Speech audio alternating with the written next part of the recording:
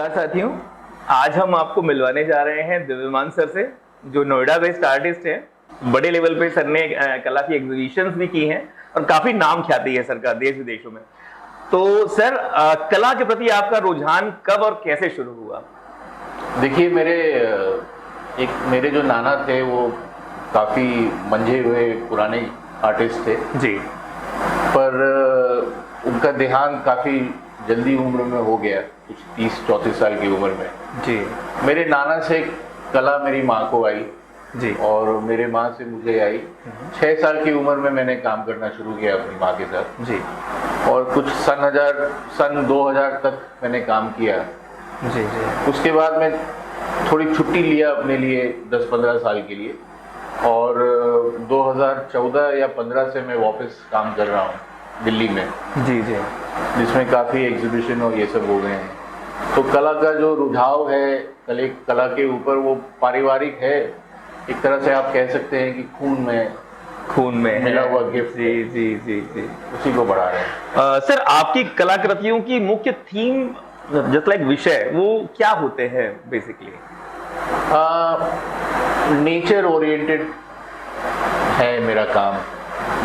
मैं रंगों से ज़्यादा खेलता हूँ और किसी का चेहरा चित्र ये सब नहीं बनाता, नेचर के ऊपर बनाता हूँ, लैंडस्केप्स जिसको बोलते हैं। तो उसमें कला का ज़्यादा उपयोग है, रंग का ज़्यादा उपयोग किया गया है जी।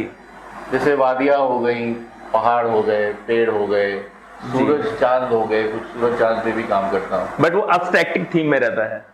आप एब्स्ट्रैक्ट कह सकते हैं, इम्प्रेशनिस्ट कह सकते हैं, कहीं कहीं थोड़ा बहुत कंटेम्प्रेरी, जैसे ये काम है जी।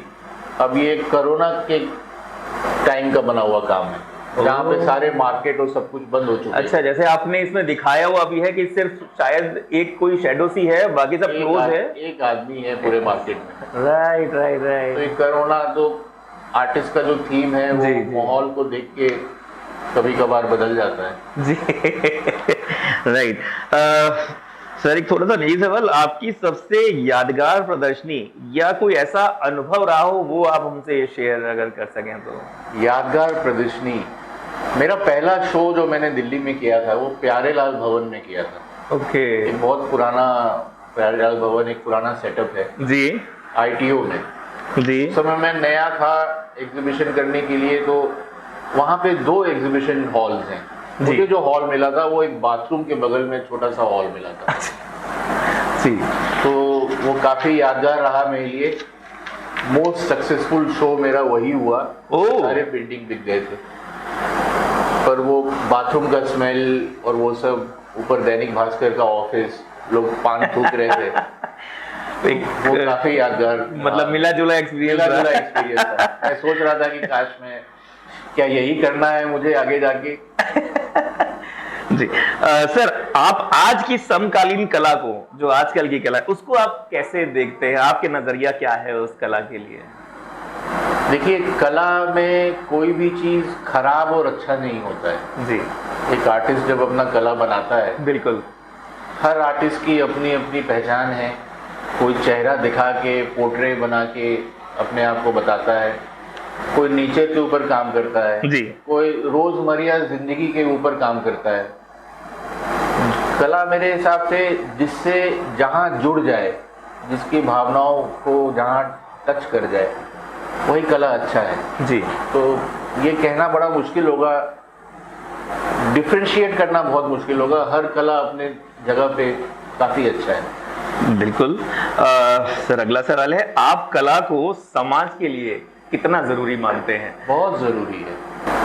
समाज इतने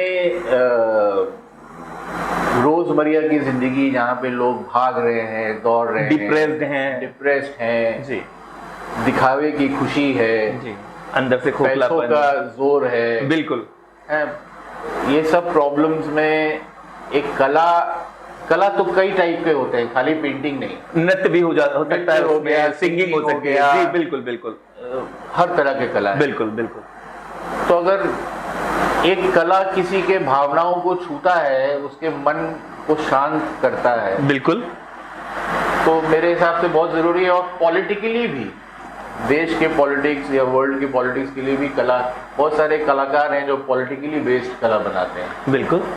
तो एक ओपिनियन है, एक विचारधारा है एक आम आदमी की, जो कलाकार के रूप में अपना ओपिनियन बता रहा है कला के थ्रू। बिल्कुल। उससे भी फर्क पड़ता है एक आम आदमी को सोचने में। तो सोसाइटी में बहुत ज़रूरी चीज़ है कला। बिल्कुल सर। सर एक और सवाल, एक कलाकृति को पूरा करने में बेसिक आपको कितना समय लग जाता होगा? जैसे जैसे आप मंझे हुए खिलाड़ी बनते जाते हैं, बिल्कुल, प्रैक्टिस करते करते, तो समय मेरे हिसाब से डिपेंड करता है किस टाइप का कला आप बना रहे हैं। अगर आप बहुत डिटेल का काम कर रहे हैं जी, और क्या मीडियम है, अगर आपका मीडियम ऑयल है जी, जो सूखने में टाइम लगाता है, और डिटेल का काम है तो उसमें महीनों लग जाते हैं। और अगर एक एब्स्ट्रैक्ट थीम है जी, जो हो सकता है कुछ घंटों में बन जाए, तो डिपेंड करता है। बिल्कुल ठीक है सर। सर एक कलाकार के रूप में सबसे बड़ी चुनौती आपकी अभी तक क्या रही? पैसा कमाना एक बहुत बड़ी चुनौती है, अपने आप को बेचना एक बहुत बड़ी चुनौती है। बिल्कुल सही बात है। एक कलाकार शायद अपने आप को एक बिजनेसमैन की तरह नहीं बेच पाए। बिल्कुल, उसको जरूरत पड़ती है लोगों की, कुछ हाथों की। तो ये सबसे बड़ी चुनौती है कि कैसे अपने आप को दिखाएं, लोगों के बीच में रखें। बिल्कुल। सर भविष्य में आप किन किन परियोजनाओं पर काम कर रहे हैं और अगली प्रदर्शनी आपकी कहाँ पर प्रदर्शित होने वाली है और कब है? जी, मेरा एक एग्जीबिशन आने वाला है अगस्त के महीने में 21 तारीख से। नेक्स्ट मंथ ही जी, कुछ एक महीना 14-15 दिन बचे हैं। ये सोलो एग्जीबिशन है, ये होगा आपका बीकानेर हाउस में जी, LTC गैलरी में, बीकानेर हाउस में। तो मैं उसके तैयारी में भी। तो 21 अगस्त से सर ये शुरुआत होगी। 21 अगस्त इनॉग्रेशन 21 अगस्त को, और ये कब तक रहेगा सर?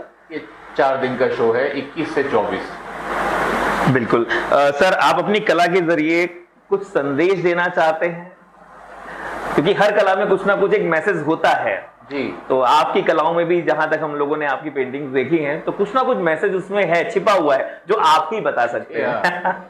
मेरे कला से अगर किसी को सुख मिले, शांति मिले, सुकून मिले, क्योंकि सुकून से भरी हुई मेरी कला है अधिकतर। मैं ऐसा कोई भी काम अभी तक मैंने नहीं बनाया है जिससे किसी को डिस्टर्बेंस हो। तो मैं समझता हूँ कि मेरा काम सही चल रहा है। बिल्कुल सर। सर जैसे कुछ ऐसे नए कलाकार उभरते हुए हैं जो कला में ही अपने कैरियर को बनाने के इच्छुक हैं, उनके लिए आपका कोई संदेश जो उनके काफी काम आ सके? क्योंकि कई बार क्या होता है कि जो उभरते हुए कलाकार हैं या फिर अपकमिंग आर्टिस्ट हैं, वो एक टाइम के होने के बाद में धीरे धीरे डिप्रेस्ड हो जाते हैं, तो उनको मतलब जागरूक करने के लिए आपके कुछ शब्द?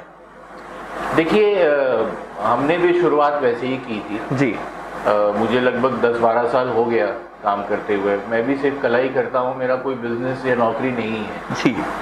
तो मैं समझता हूँ कि काम बिकने और पैसे आने में टाइम लगता है। बिल्कुल। तो आदमी थोड़ा डिप्रेशन, थोड़ा सैड हो जाता है, दुखी हो जाता है। बिल्कुल। पर एक कलाकार को, यंग आर्टिस्ट को, कलाकार को ये जानना जरूरी है कि काम करते रहना बहुत जरूरी है। बिल्कुल। वो काम करते रहे, चीजें एक समय में अपने आप होती हैं, वो काम नहीं, मतलब समय परिवर्तन होगा, लेकिन होगा। उसका इंतजार करें, धैर्य रखें। धैर्य रखना पड़ता है। तो सर कुछ एक और मैसेज दे दीजिए नए कलाकारों के लिए, कुछ और मैसेज जो आपका, कुछ व्यक्तिगत, कुछ ऐसा। हार नहीं मानना चाहिए और कोशिश जारी रखनी चाहिए। पैसा एक ज़रूरी चीज़ है, पर सिर्फ ज़रूरी चीज़ नहीं है। बिल्कुल। और कोई भी आर्टिस्ट ये नहीं समझे कि मैं आर्टिस्ट बन चुका हूँ। सीखने का जो प्रक्रिया है वो चलता रहता है। जितना ज़्यादा आप काम करेंगे उतना ज़्यादा आप अच्छा बनेंगे।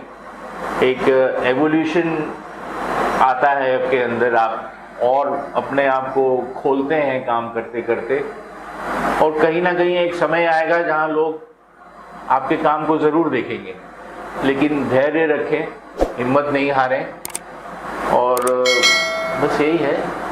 धन्यवाद सर, अपने विचारों को साझा करने के लिए और समय देने के लिए बहुत बहुत धन्यवाद।